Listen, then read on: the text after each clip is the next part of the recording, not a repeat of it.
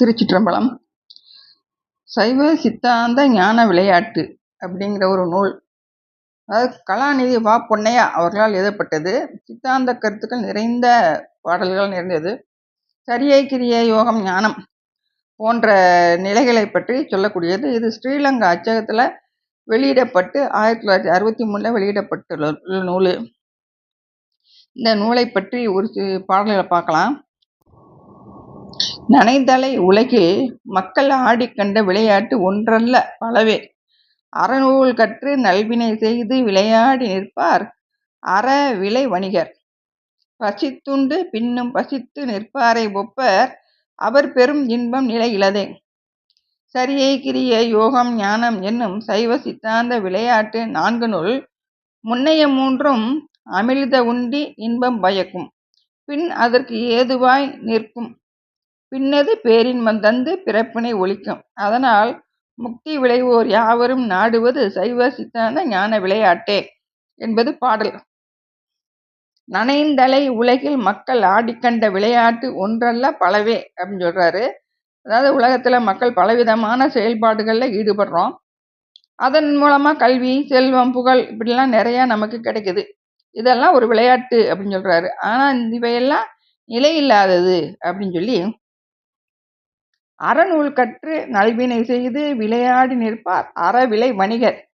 அதாவது அறநூல்களை கற்றாலும் தர்மம் செய்யக்கூடியவங்களா இருக்கவங்க பலன் எதிர்பார்த்து செய்யறதுனால அவங்க ஒரு வணிகர் போல அப்படின்னு சொல்லி சொல்றாரு.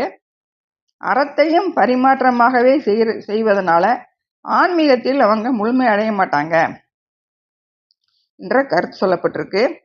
பசி துண்டு பின்னும் பசித்து நிற்பாரை ஒப்பர் அப்படிங்கிற இந்த உலக இன்பம், பசி தீர்க்கும் உணவு போல இந்த உலகத்தில் இன்பத்தில் நம்ம பசி இருக்கும் பொழுது உணவு சாப்பிட்டா அந்த பசி தீர்ந்து போயிடும்.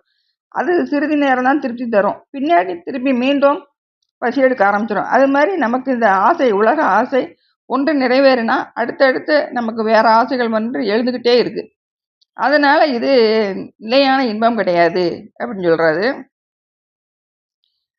முன்னைய 3ம் அமிழ்த உண்டி இன்பம் பயக்கும். அதாவது சரியை கிரியை யோகம் ஞானம் இந்த 3லையும் முதல்ல இருக்க சரியை கிரியா யோகம் இந்த 3ம்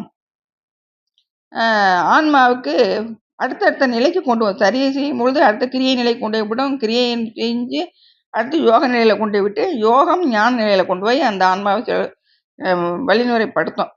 இந்த நிலை இந்த 3ஐயும் செய்யும் பொழுது அந்த மனமானது ஒரு அமைதியான நிலையை அடையும்.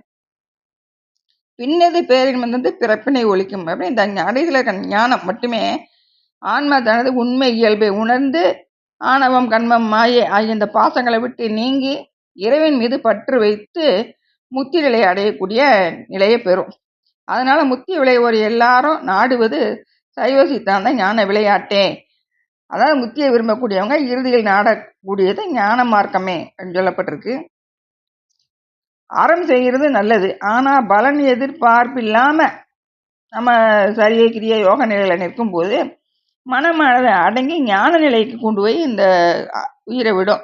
அந்த ஞானமே முக்திக்கு வழிகாட்டக்கூடியதா இருக்கும் அப்படிங்கிற இந்த ஞான விளையாட்டு என்ற தலைப்புல ஒரு பாடல் இது. திருச்சிற்றம்பலம்.